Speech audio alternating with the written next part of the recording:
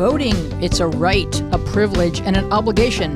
How are we using the internet to get out the vote, and why is it so important? We've got a panel of volunteers, activists, and mobilized citizens who are exercising their right to podcast about voting. Yeah, round of applause. Please welcome journalist Marley Klaus, documentary filmmaker / political activist Leslie Sackheim, and musician Doug Osborne. Thank you guys for coming and for podcasting with me. And of course, my lovely co-host, Lauri Roggenkamp. We do have a fun and fascinating show in store for you, but first, I need to get a little bit dramatic. What's on the ballot is our lives and our future, our country and our planet. Air, water, soil, healthcare, civil rights, LGBTQ rights, women's rights, human rights, safety, truth, kindness.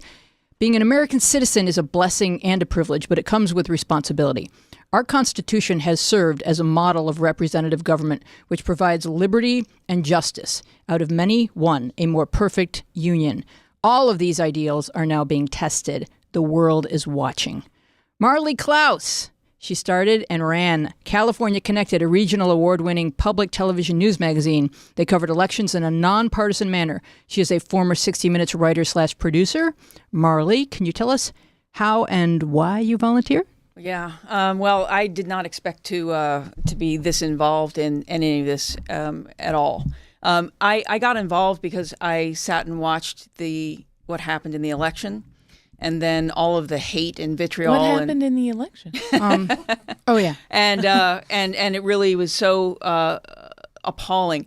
Part of I've been resolutely bipartisan my entire life because I've been a journalist. I've been, my job was to cover and to focus on this. California Connected was a public television show that aired on all of the public television stations in the state of California, and we were resolutely bipartisan, and I hope to continue to be so.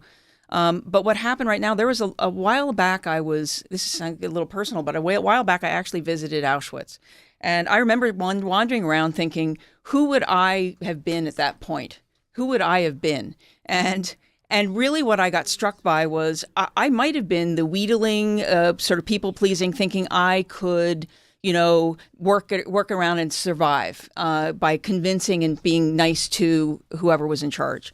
And I promised myself then that if I ever saw things going so awry that I would speak up, because I've made a history of not speaking up, of sitting and of just reporting on. And you got to be careful what you promise, because, I remember I have part of the reason I feel like we're in the situation we're in is because all of us, many of us, thought that somebody else was going to do it, that democracy was going to be done by somebody else, that there were professional people, that they were involved, and it would be fine, and that our system of government has all the checks and balances, and even if it goes a little awry, it'll get fixed. And, I was pretty naive and pretty ignorant for someone who's been covering, public policy and journalism for a long time.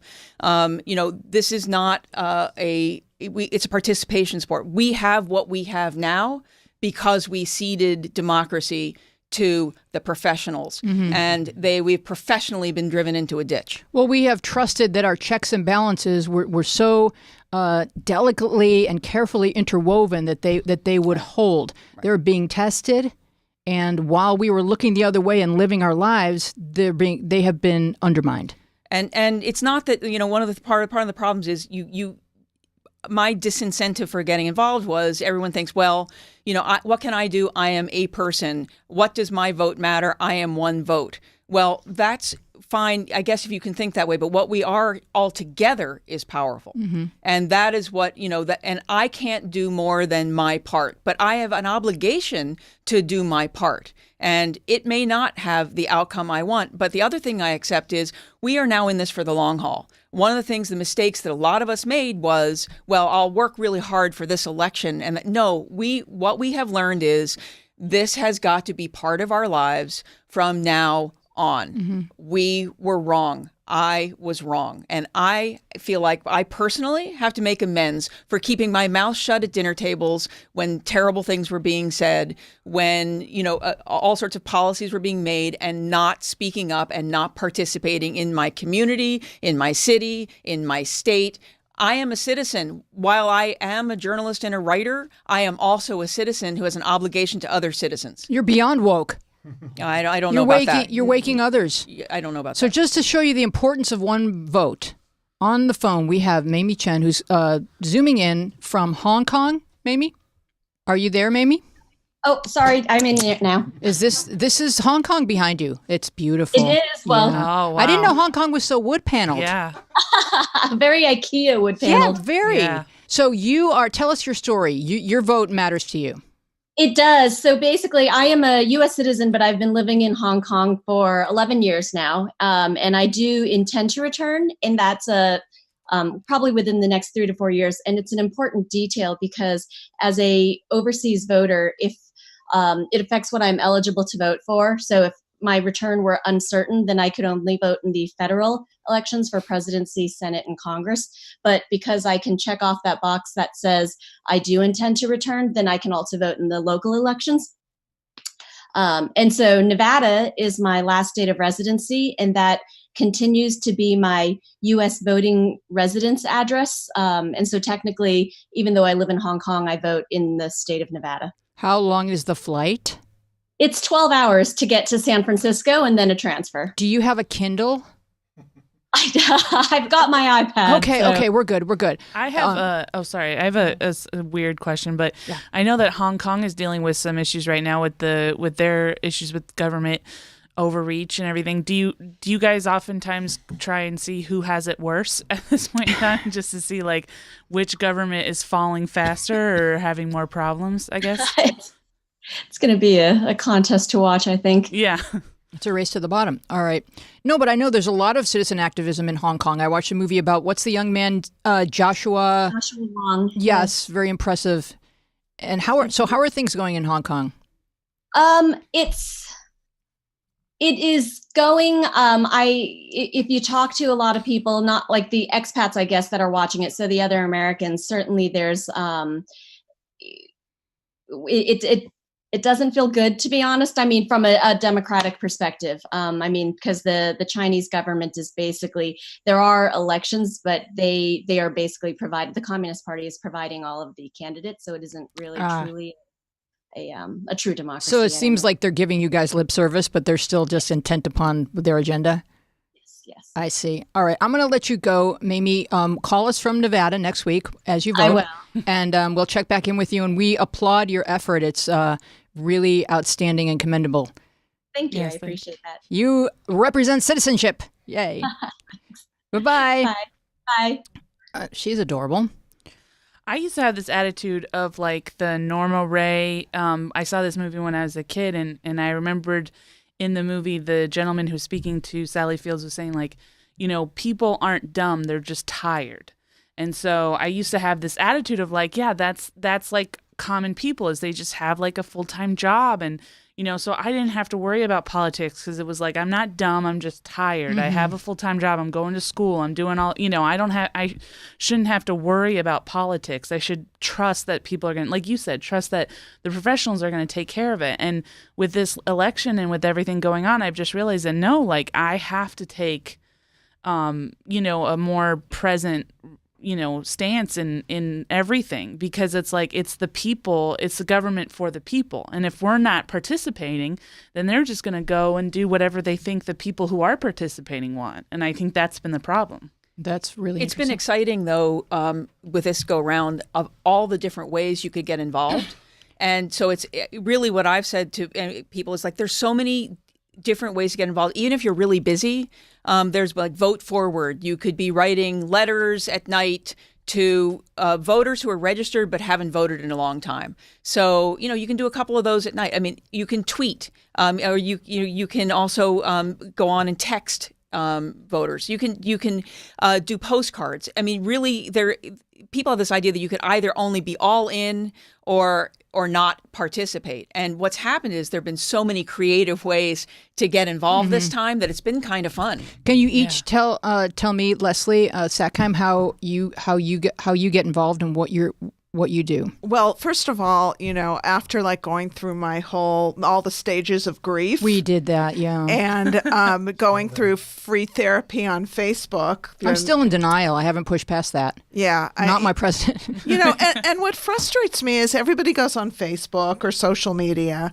and they complain but that's about it, and I actually ended up getting together one evening with Marley for dinner, and she was the person who got me involved. We got involved in a congressional campaign, and then she got me involved in postcards to voters.org.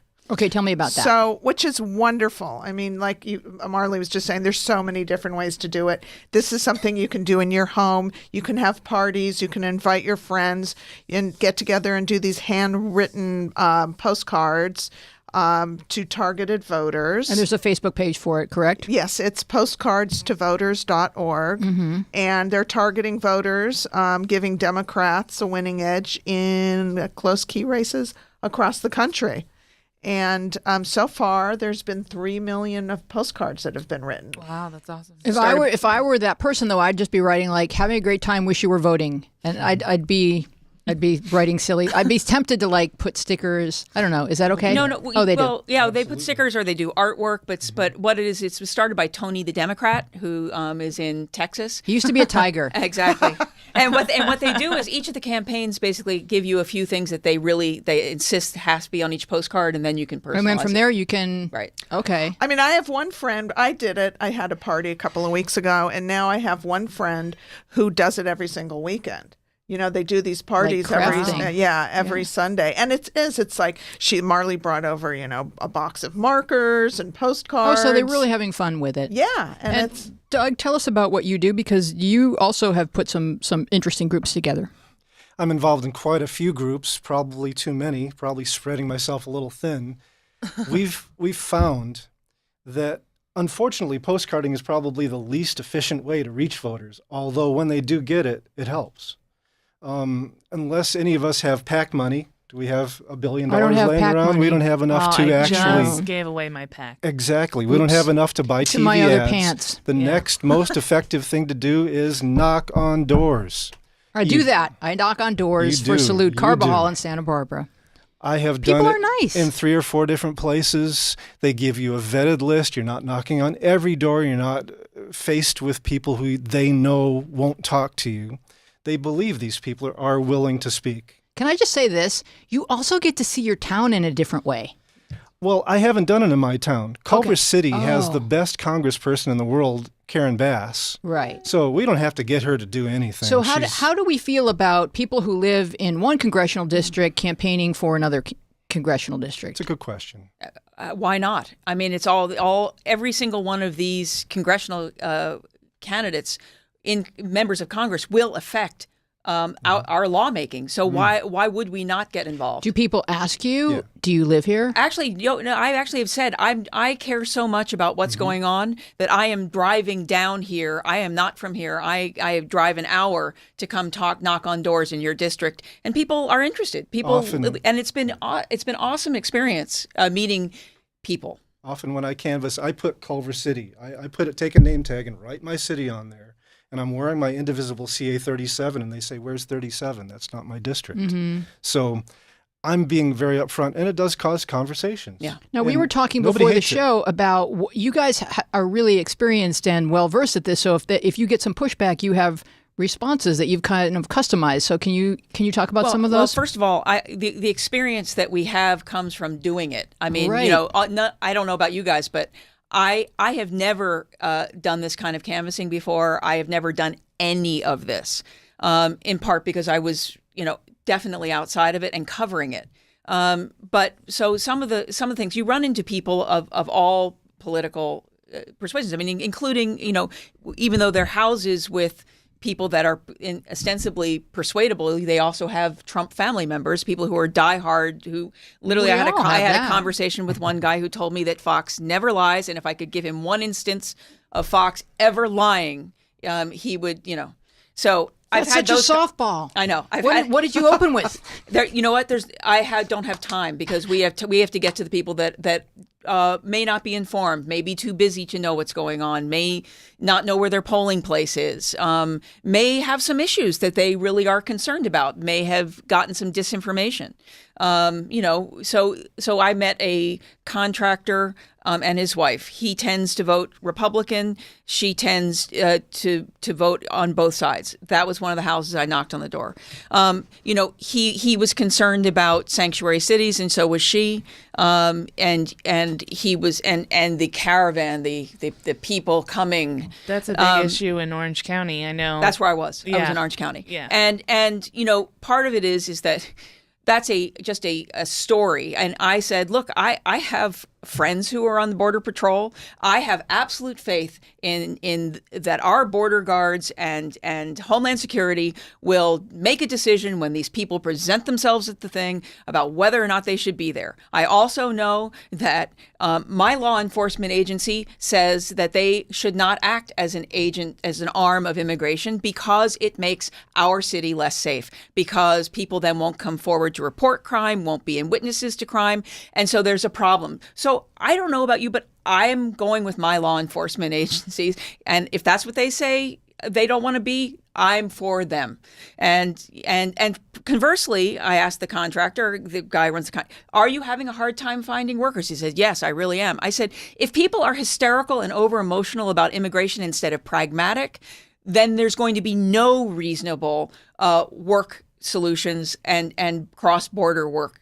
And he hadn't thought about that. In fact, he said a lot of his workers come across the border, but he hadn't thought about the fact of what buying into hyped emotional stuff instead of let's just work together. Businesses need workers. We need sensible law enforcement. We need to work as a community, and we do have difference of opinion about what is the right level of immigration, I suppose. And we need to work together instead of being hysterical on the extremes. And that's my problem with the whole thing, is that it's enough with the hyped extreme. Let's actually get... Just kind of like stoking fears and weaponizing fear. Correct. And I mean, it's a tactic that's been used throughout histories. Right. So, I guess you can say like, well, of course they're going to try. I mean, there's Huns, and so right. You have to vote for me as Pope because, we don't want hordes of Huns running off with your baby. Those Huns. The Huns can be nasty. Well, that's the thing that I don't understand. I recently got in an argument with a family friend about this, where it was like, there are actual things on the ballot that I feel like are detrimental, or can it help it hurt or improve our actual way of life, specifically like us as citizens. I don't think the caravan is going to do that. And so it's just crazy to me. Like, I don't understand how, even in this day and age, people aren't recognizing this as a scare tactic. Well, because they use it because it works, right? And so, Jews were scapegoated in Europe during World War II. And you can go back history. And this is what helps control people, is to somehow make them... and there's always like an underlying base of like why we should be afraid, because I don't want someone crashing into my house right now and taking all of the cold cuts off our table. Those are our cold cuts. Yeah, I mean, I'm going to eat those. But, right. And so there is this invasion fear that humans have, like the neighboring tribe might come over and take our women or something. And so you can stoke that fear, but believing that we're only safe if no one ever comes here, that doesn't make any sense realistically, or we wouldn't be here. This wasn't our land.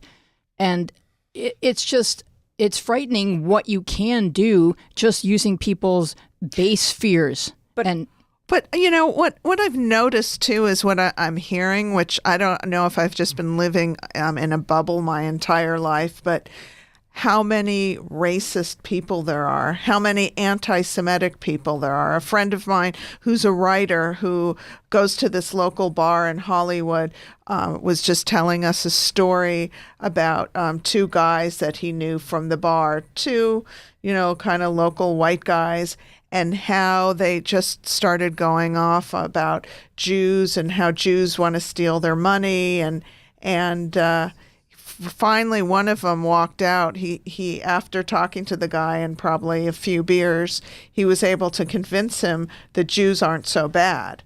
But thank God. Yeah.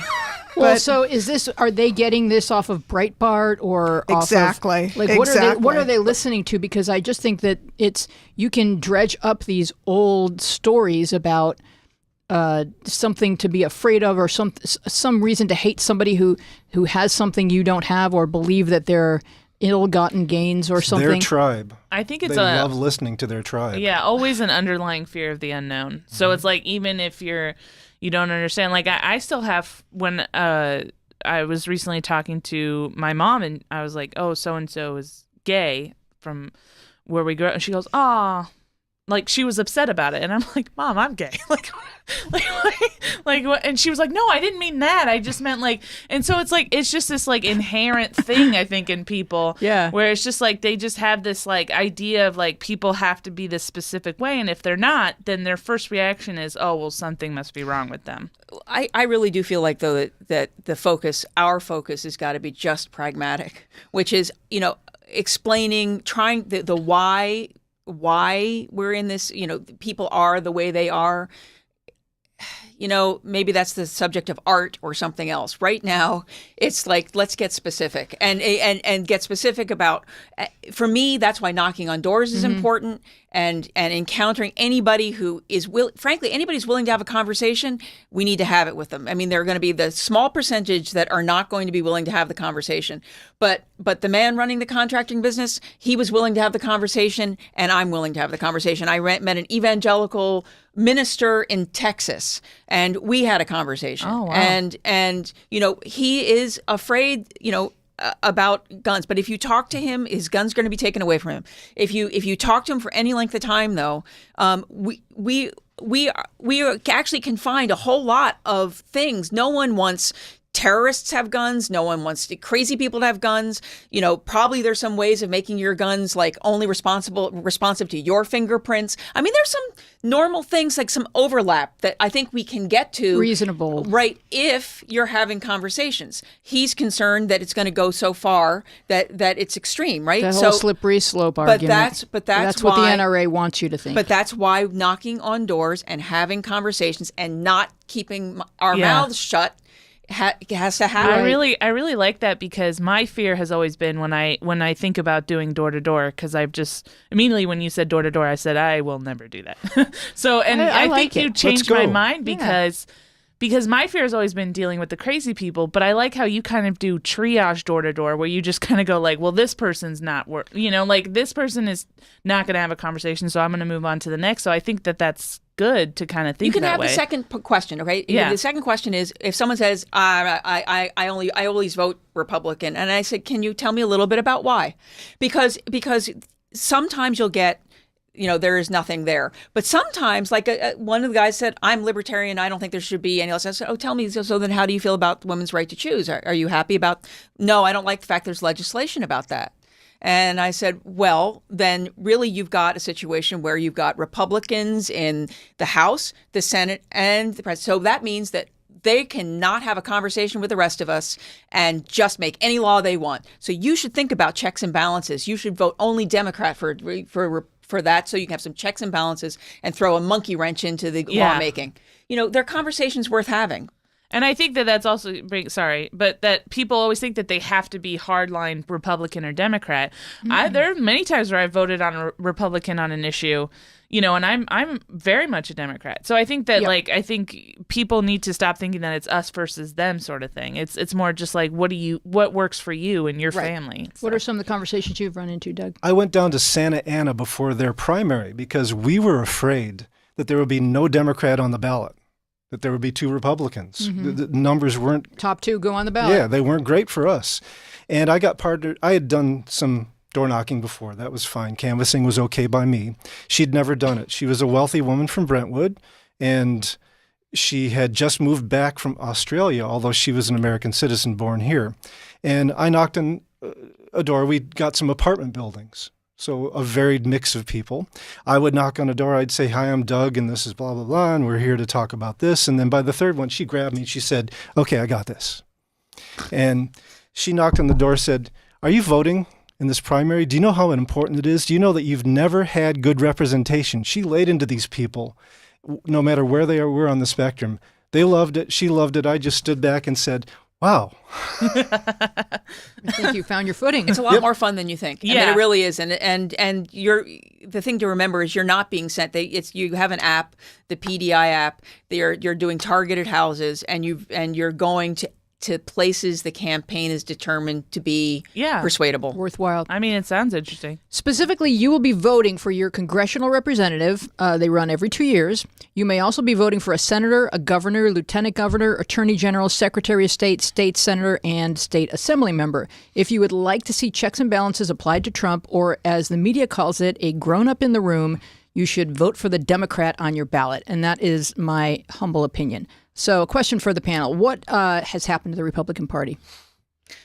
I grew up in Philadelphia. I grew up in the Philadelphia Story version of Philadelphia, and it was conservative. Did you have the fancy accent?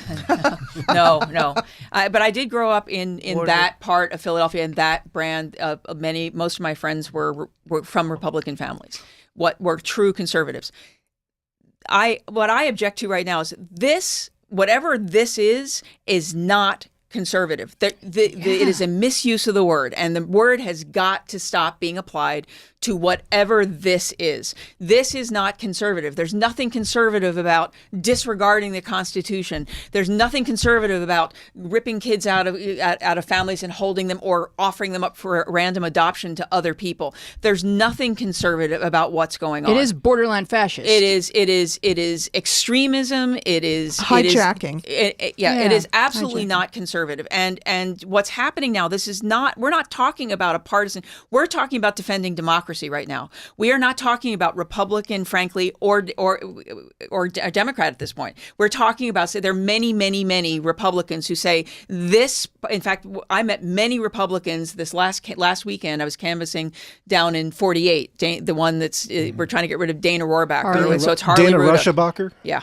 Harley Ruda. And I met many Republicans that are rabidly voting blue this time because they want to send a message that this is not the Republican Party that they grew up with and that they want to continue being part of. And they're not responsive. And what's more is many of these candidates, especially like Rohrabacher, are not responsive. He hasn't had a meeting with his constituents. He doesn't care about what's going on. He is voting for, drilling off the coast of California, which no one in that district wants. So how are things looking for Harley? I felt really good about it. I was down in Laguna Beach. Now I'm actually curious. I'm going to go canvass in Costa Mesa, which I understand is a little tougher. So I'm sort of curious. But I also been canvassing for Katie Porter, and I felt really good about where Harley Ruda was.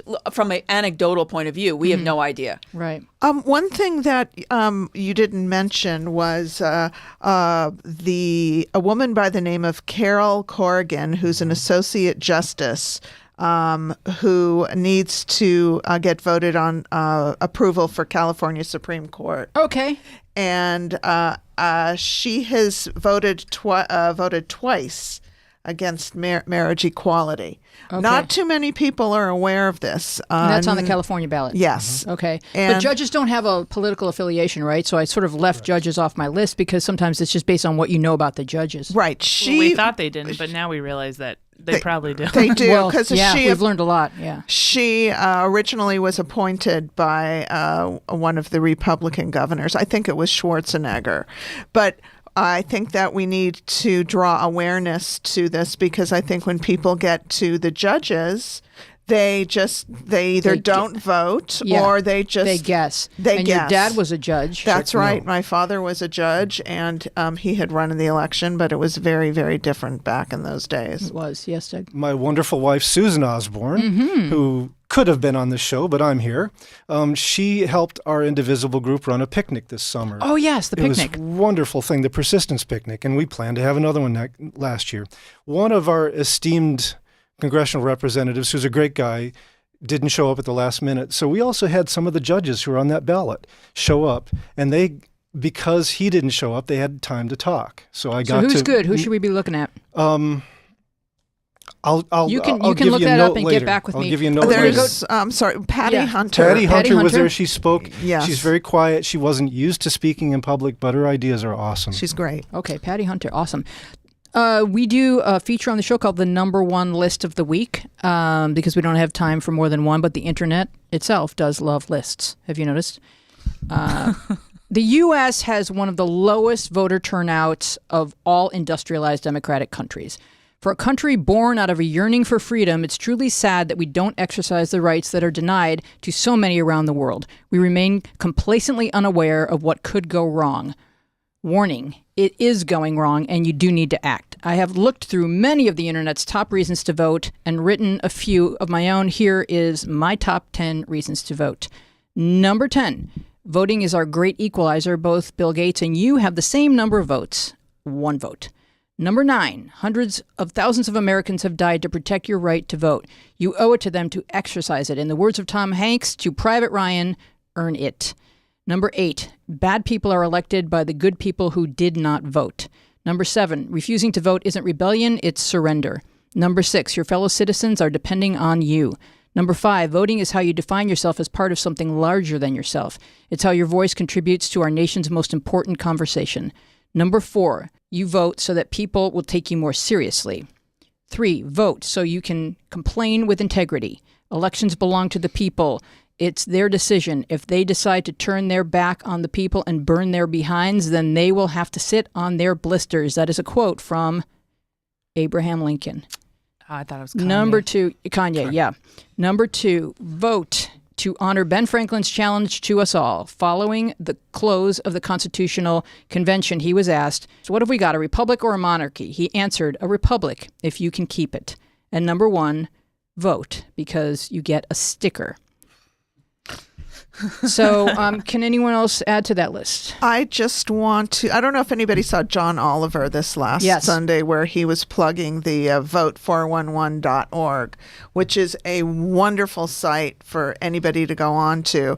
It's like a one-stop shop for election-related info. Okay. And you can go in there, and it will also lead you to other sites. Yeah, and the other one is votersedge.org, which is, I think, put together by the League of Women Voters, and it is a nonpartisan. It basically gathers all of the information about candidates and races and things like that. Awesome. And there's also another one called easyvoterguide.org.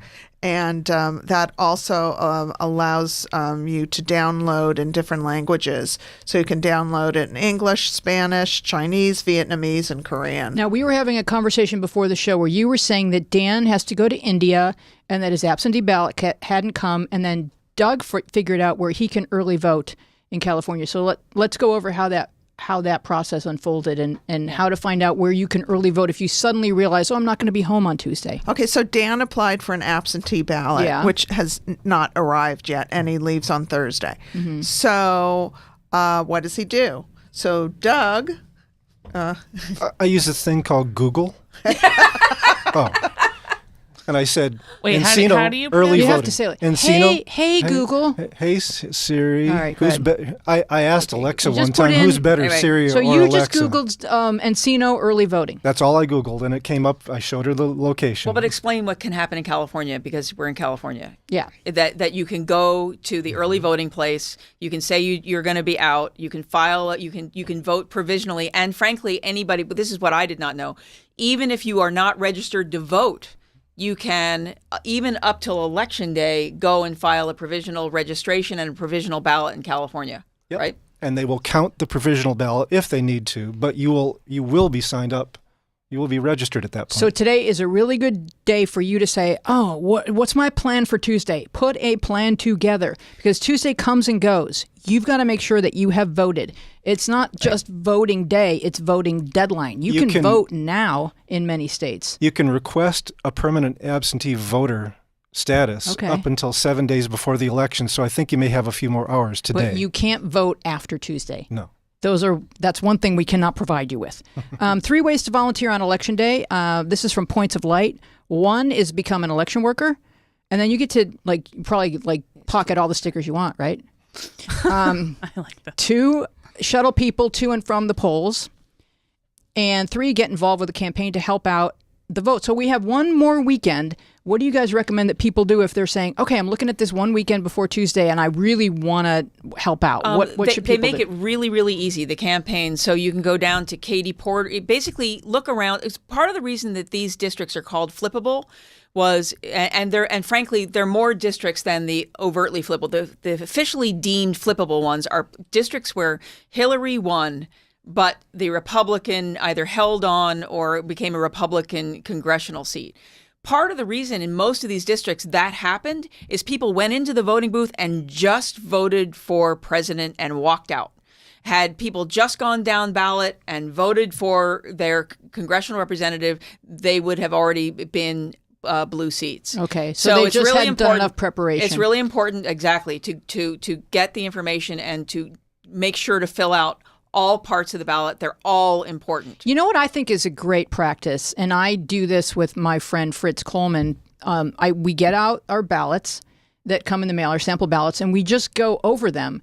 And I also do it with my nephew, who's a smarty pants, and he studied he and his girlfriend study all the propositions. So just make it a family event or a friend event where you go to Starbucks with your sample ballots, and you fill it out. Right. And you just go over, like, what is this proposition about? Dialysis, what does it mean? Like, what's on one side, what's on the other side? Because the ads are confusing. Mm-hmm. Yeah. And like, I'm a dentist, and I don't know what that means. The ads are a trap, basically. Yeah. Well, yes, you can go on to any of these nonpartisan sites and you can look at. I basically look at what do all the newspapers. I'll go to the Sacramento Bee. I'll go to the LA Times. I'll go to look at all the different news organizations and see what their endorsements are. Then I also go to organizations that I am interested in, and you'll find that there's disagreement on many of them. But you look at what is the reasoning behind the pro or the con. Who's paying for this ad? And then the other thing is to look at which organizations are supporting each of the different sides. And a friend of ours goes on and looks at who the Republicans supporting and just does the opposite. Okay. I asked my dad. Yeah, and you can ask your dad. But if you fill it out with friends, then when you walk into the booth, you just open it and, at least in California, where we stick a thing in a thing and then we make dots. I don't know. But it's different in every state. Like sometimes it's just electronic, but you're still using your sample ballot, right? Yeah. Everyone gets a sample ballot. Mm-hmm. Yeah. Just bring it in. Now, Marley, I know that you had told me something about texting. Yeah, the text banking, that's been a lot of fun. I mean, they've made it really easy to text other people and campaigns all over the country. But the other thing about voting, though, is that making a plan to vote, taking other people with you. This is not like a one-on-one. Your plan alone is not enough. Go find 2 or 3 other people and take them. There's a new thing now to get students to vote. There's a thing called a band of voters. It was started by a couple we have that link. of local artists, actually, and they're calling it Party with a Purpose. Right. And they're doing campaigns. And they have an incredible group of young activists. You should go see the videos about all these different young activists, including March for Our Lives has been partying with them, and a bunch of other activists of all sorts. And they're doing parties on college campuses, a variety all over. And this is a beginning movement, and it's exciting. There's actually, I think the first parties are tomorrow, or Halloween parties. Yeah, and you can watch all the videos because you may have some issue that's just really important to you for whatever reason. And so there's different advocates. On Instagram, yeah. Yeah, and it's on Instagram as well. But there's different advocates who believe strongly about gun violence prevention, LGBTQ rights, immigration reform, women's rights, environmentalism, a livable wage, schools, not prisons, social justice, student debt relief, and the list goes on. And so what matters to you, you can determine, and then you can find a candidate who is aligned with what where your core beliefs are. So like a lot of times when you turn 18, you're just like, I don't even know what I believe, but you actually believe more than you realize. And your politicians have more to say about the things you believe than you realize. Right. When you turned 18, did you want to vote? Oh, yeah, I couldn't wait. Me too. Yeah, no, I was excited about it. I did not. Really? I just didn't. It was sort of like having a book assignment due that I just didn't know I just hadn't read. But if you did it with friends, then no, it but could be more fun. what my dad had done was he would just talk to me about it, and that's what you were saying was just talk to people about it. Like Right. I think when you take the pressure away from it, when you make it seem like I work as a special ed aide at a high school, and there's a girl in there right now who says that she was like, oh, I'm shocked that my parents are Republican, and I didn't think that they were Republican. She's like, well, I guess I'm Republican now, and I was like, well, if you want to be Republican, be Republican, but hear what they have to say. Also feel free to I disagree with my dad all the time on certain things. So I think that it's just beneficial to just have a dialogue. Yeah, we always had the conversations, and when I would ask, well, what's the difference between a Democrat and a Republican, my dad would say, well, Republicans believe more in states' rights, and Democrats believe more in a strong central government. And so that's all I thought it was. And I think he really didn't want to prejudice me. He wanted me to decide for myself. And things have just become more splintered, and it doesn't need to be that way. You know what really blows me away is these relatives that I have that are now Republican, and I mean hardcore And they were Republican. hippies, right? And yeah, some of them were hippies, but there are other ones, they were Democrats. So what happened? Are they fiscal Republicans? Are they selfish Republicans where it's like all about what works for me? My 95-year-old uncle is a Trump supporter because he believes he's good for Israel. See, that's one issue voters, and this is my problem with one issue voting. It's okay to have an issue that you're passionate about, but not at the expense of harming everyone else. Because first of all, it's just selfish, and second of all, they will eventually come for you. That's just how it goes. Just because they've got you surrounded and they're leaving you alone at the moment, they're still assholes. Yeah. So also, I will say that when people say oh, I'm a one issue voter, it's I always bring up the fact that well, I'm glad you had that luxury, because for a while I couldn't be a one issue voter. I had to vote for people who objectively said, I don't believe in marriage equality. And so I had to vote essentially against my own interests because I wanted to vote for a president, but I knew that none of the candidates wanted to have marriage equality. And so I feel like when people say, oh, I'm a one issue voter, it's well, you have that luxury because you haven't been put upon. Yeah, there was a time in history when Republicans and Democrats were equally horrible about civil rights. Yeah. And then it was Johnson who made the turn where he pretty much said, I'm going to vote in favor of civil rights, and Democrats are going to lose the South. But that's what happened. This brings back, though, you teed up the whole issue of why Americans historically have not participated, not voted. I think the thing that is upsetting to me is there's this attack on people who tend not to vote without an acknowledgement of the relentless undermining of their ability to vote, their access to voting, Right. their access to information about voting, and this almost disinformation about that's been hurled at generations of people over time, Who are voting against their own best vote does not count and does not matter. And what we have to do is turn that around and stop attacking the people that aren't voting as the problem Right. when looking at the systemic push against them participating. Suppress. We're That's just trying true. to empower Yeah. them. And I mean, I did a show, a little workshop that I thought was so smart, and had the head of the Democratic and the head of the Republican parties in California talking about how to increase voter participation, and it was all very kumbaya. And then the cameras got turned off, and the head of the Republican Party said to me, "So because he thought we were friends, well, actually, who says we want more people to vote? We want the right people to vote." Okay. Wow. Yeah. That's what it is. And So, I know that's their agenda. And I think I know that's happening on both sides. I mean, I just saw somebody tweet out that their father, they were like, my father's a Republican, so I'm protesting by throwing away his ballot.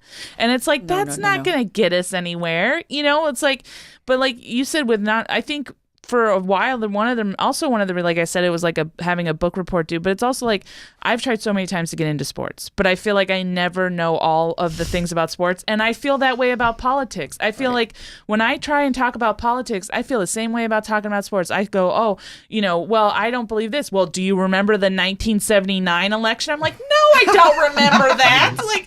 So it's like you get thrown so many different facts. And I'm just like, it's overwhelming. And so it is. It's like I'm a history buff, so it's not as overwhelming for me because I've been studying this my whole life. But like anything else, you just peel it back a layer at a time. Like there's only so much information that your brain can hold one day, and then the next day you put more in. That's so right. if you subscribe to like Pod Save America or something and you spend 15 minutes a day listening to Rachel Maddow, you're gonna learn, and then pretty soon you're gonna be the one spouting all the facts about history. I would like people to listen to more than just Rachel Maddow because I have the same problem. I have to be frank. To me, the all MSNBC, all Fox, to me, it's problematic. So what's a good diet then? What's a good balanced diet? It should be a little bit of everything and reading and then talking to people. I mean, it's really important to have a balanced news diet of as many different sources as possible because that opinion, relentless sort of fire hose of opinion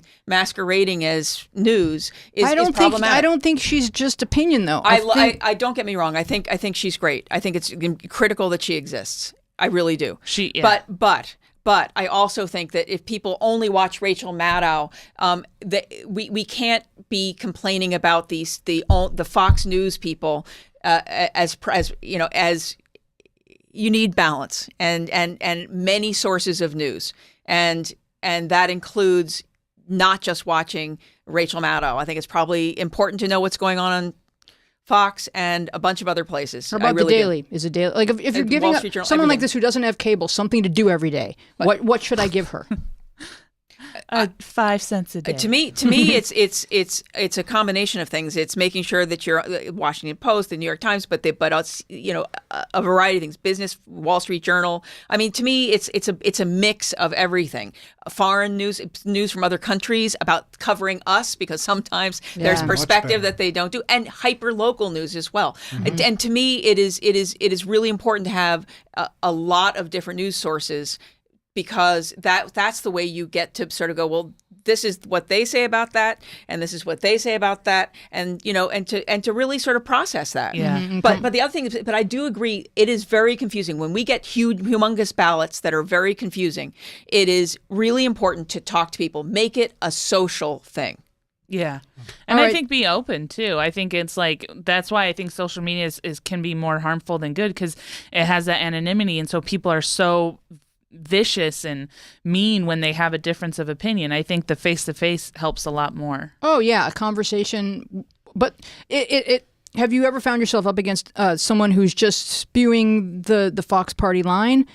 Because you do like Lauri's right. Like you do have to be really well informed and well versed with your own clear point of view when they say something to you that they feel is logical.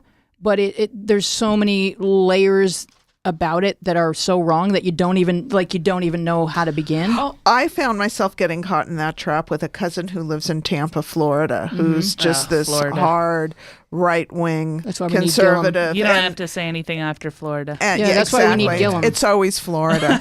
And it was right after the Women's March. And I couldn't control myself. I didn't want to say anything. I didn't want to get sucked into this toxic vortex. Sometimes I just don't say anything because I don't know where to begin. My brother registered to vote for the first time in 36 years so he could vote for Trump. Really? Wow. He lives in Northern California. What did he like about him? I don't know because I said, we're never talking about this. Sorry.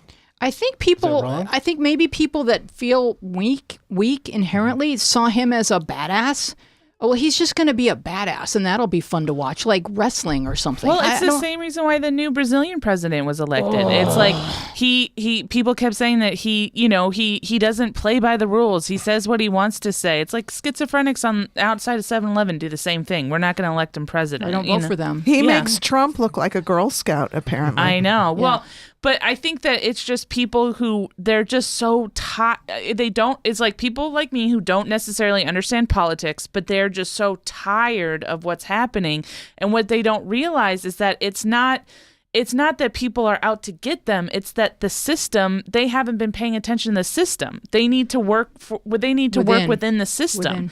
And that, so they thought, well, if we just send a grenade in there, then that'll shake things up. It's like, no, it's not. That's not going to happen. That sounds kind of like the progressive left of the Democratic Party. Yeah. Or the non-Democrats. I mean, on the left extremes. also, I think they say the same extremes things. throw us out of balance, and what we want to strive for as a society is balance. Something reasonable that works for the most amount of people. When we all do better, we all do better. So it's not a zero-sum game. It's not a competition. It's like, what's our common ground and what's the best thing for the most amount of people? I mean, you don't want to be the rich guy living on a hill and you come down off your hill and there's no village there. Like, what's the point of that? We need everyone to do well. How hard is that to understand? I think that's why Bernie got such a groundswell, because I mean, I loved Hillary, but I think that Bernie was very much like, anytime somebody threw something crazy at him, he was like, look, we all want this, right? We all want debt free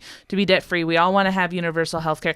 So I think that those are the talking points that I learned, is like when I had a high school friend that was like, oh, I'm not going to vote because the Illuminati already decided it. And I was like, okay.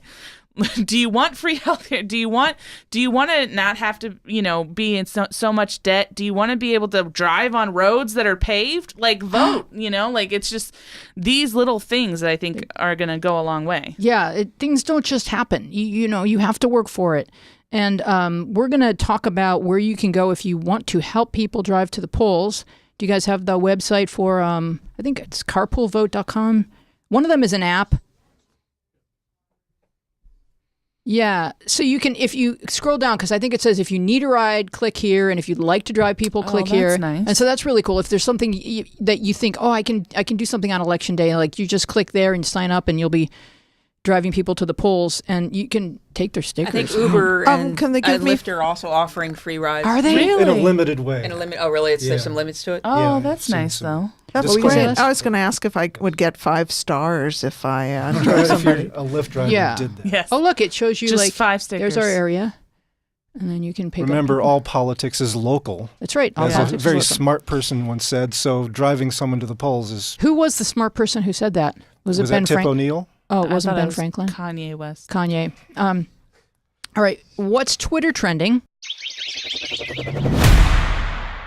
is another excellent reason to vote. I don't know if you guys saw the news today, but there was a smear campaign against Robert Mueller that appears to have been started by a Jacob Wall, who bills himself on Twitter as 20-year-old financier and political commentator / conservative, Trump supporter, Zionist / writer. He's apparently the kind of writer who makes things up. So I guess he started he's the mastermind behind a smear campaign where they were going to, pardon me? Why put this up? Why talk about this? Because this is part of my show. We do What's Twitter Trending. Is he? This is why we vote. Is he a real person or is he a troll? Could he be a Russian troll? This is what's on the news today. So this is What's Twitter Trending. Oh, maybe he's a Russian troll. He might not be a real person. I haven't really looked up all the details, but the idea is that he was paying women to say that Mueller had been inappropriate with them. I did see this last night on Twitter, and it was alerted to me by real journalists who said, don't believe what's coming out in the next few days because it's coming from this guy. So do you know blah, blah, how blah. we got ahead of the story this time? So do you know how that happened? Tell me. Because apparently he was trying to get the story ahead, and he forwarded it to a number of real journalists, and they decided to vet him. So he dug his own grave. Are there going to be consequences? Was there some sort of crime committed? He's an idiot. All right. And I was looking for something more interesting to trend today, but that was it. It kept popping up to the top of the feed. What, Trump trying to change the Constitution with his pen? There's That's not also that interesting? nurse that killed over 100 people. What was that? Tell me about that. I didn't see that on my Twitter. There's a nurse who just pled guilty, I think it was in Germany, to killing over 100 people. I don't know. I was just like, I need a politics-free day, so I decided to read about a nurse. What I want to know is, how do you guys feel about the media following Trump everywhere and covering everything he says? That's been the whole problem. So I think that what just happened here, I'm sorry, but this is going after whatever is trending on Twitter is part of the problem. So if that is the problem, because whatever the most ridiculous, extreme, that's how this disinformation works, is they put out something really that they know is you got to want to talk about it. And then we do the job of passing on the information. While we are saying it's, look at this ridiculous thing, we are passing it on. Right. And that is what's going on. That is what we did on Facebook in 2016. So it's the shiny object. All of us passed on bad information because we, even in the effort to bat it down, we passed on misinformation. And that's what this is what this is set up to do. Yes, but the problem is we are still human. And we will react to something that's gossipy and we have to be smarter than that right now. We have to be smarter. We only hope that is going on right now is 2016. We did not know as much about the effort to misinform all of us. We do know now. And that's why we don't pass on. You don't repost something on Facebook until you personally have gone to the link and looked at it, then gone to Snopes, then gone to see if it's reported on some other news media. And it's really important to do the same on Twitter. I mean, because it is. I've been guilty of sort of getting all excited about all sorts of things, and then you realize that's what it's meant to do. I am in the ecosystem passing on stuff that is meant to make people more fearful in their little silos, make people think they need to go get guns, make people think they're coming across, because even in those of us saying, look how ridiculous this is, that means I am passing that on. So it is really important to not just do what is Twitter trending, because we need to be better than that. We need to be smarter than that. Now, I have worn out my mute button because they can't seem to tell any story without showing 1,000 Trump sound bites, even ones that we've heard a billion times. Can't you just paraphrase him? Okay, he made news. Tell me what he said, but I can't. This is poisonous. Why is it that is he in fact ratings? Does he equal ratings? Absolutely. Totally. That's what it's about. As a journalist, is journalism posting a video clip, or is journalism analyzing it, talking about it, reporting on it as something, but not repeating it verbatim? It's been a very, very difficult thing to watch, because there's been a lot of stenography as opposed to reporting, and it is there is an idea that you let someone's words hang them. So we did a reasonable amount of that on 60 Minutes, which is well, I'll just, let this person hang themselves with their own words. My beloved colleagues at 60 Minutes did this last interview with Trump.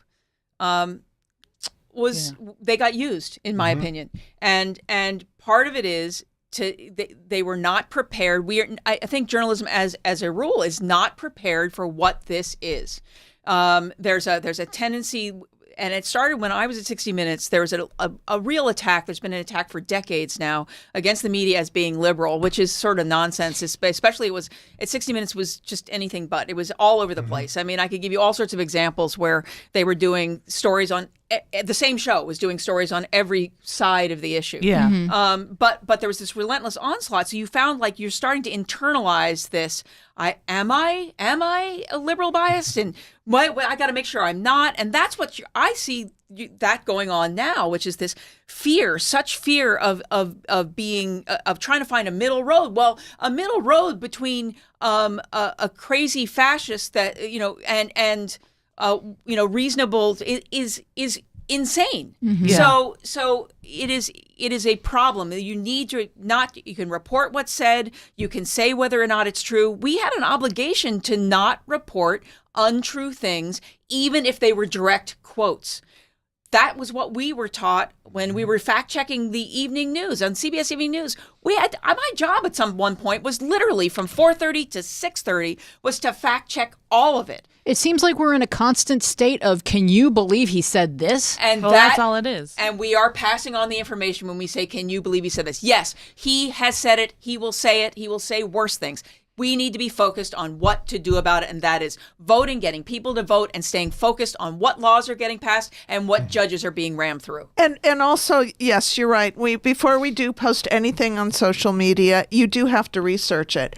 I had posted about one of the victims at the temple in Pittsburgh that she was a Holocaust victim, and apparently she wasn't.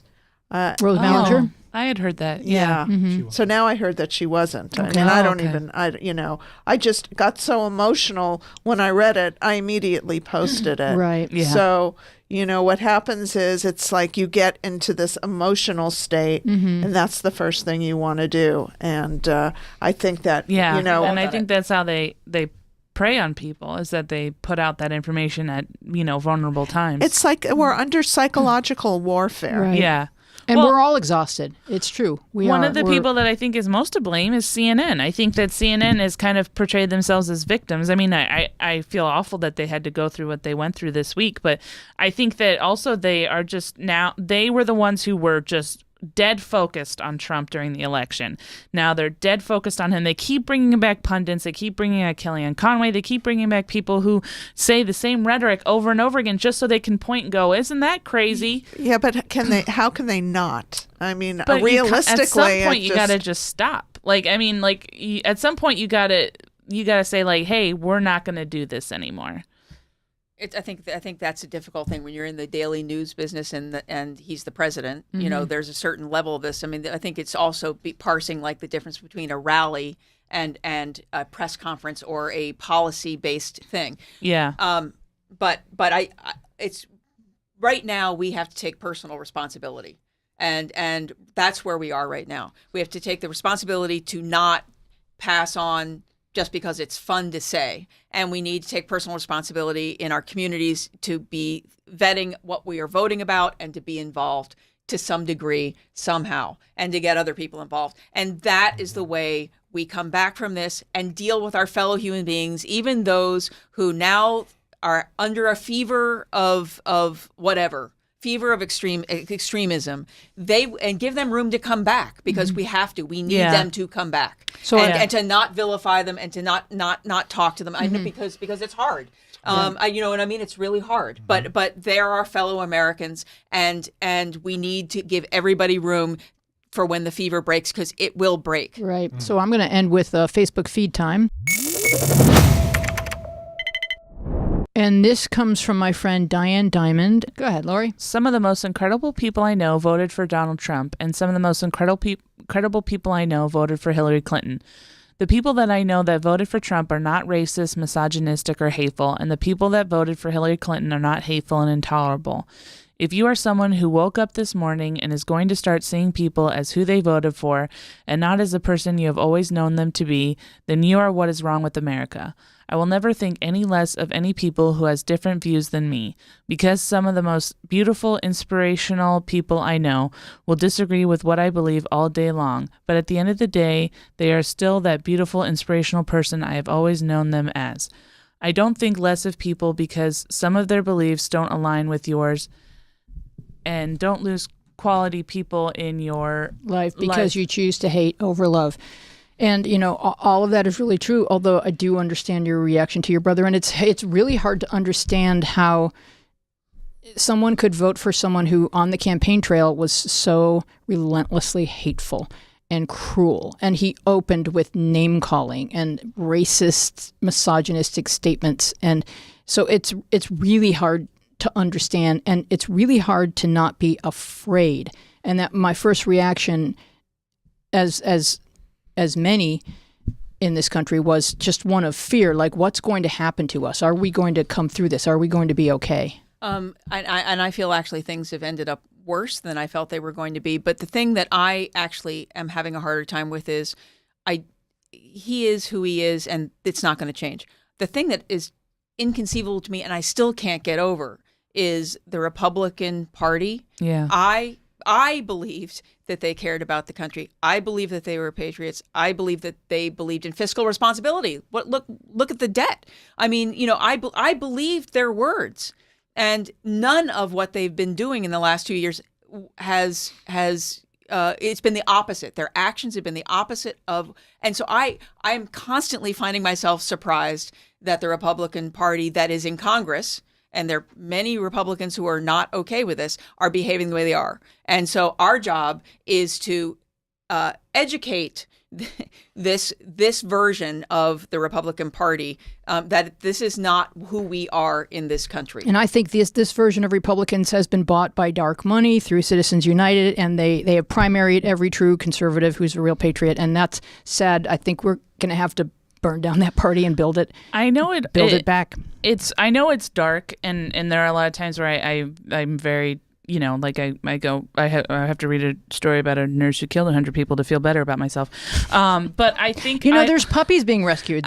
My sister goes there. I don't know. I actually kind of feel a little bit hopeful in certain aspects, because I feel like what the election of Trump has taught us is that politics is not as far away as everybody thought. I mean, there have been people, there was that transgender woman who won an election because of the bathroom bill, and she was like, I'm going to do it. And then she won. And there was that young woman in New York, I believe, who won the election. So I think it's showing us that, like, if you want to run for office, if you want to make a difference, you can. You just have to get up and do it. And like you said, knock on doors and start a groundswell. And then, so I think that aspect of it, I'm hoping people will take and just move like lightning with. Well, there's rumors about Bloomberg running for president. Now, we can talk about who should run for president. And I'm just wondering, well, you ask about what happened to the Republican Party. If that were the case, would that bring back the people that have been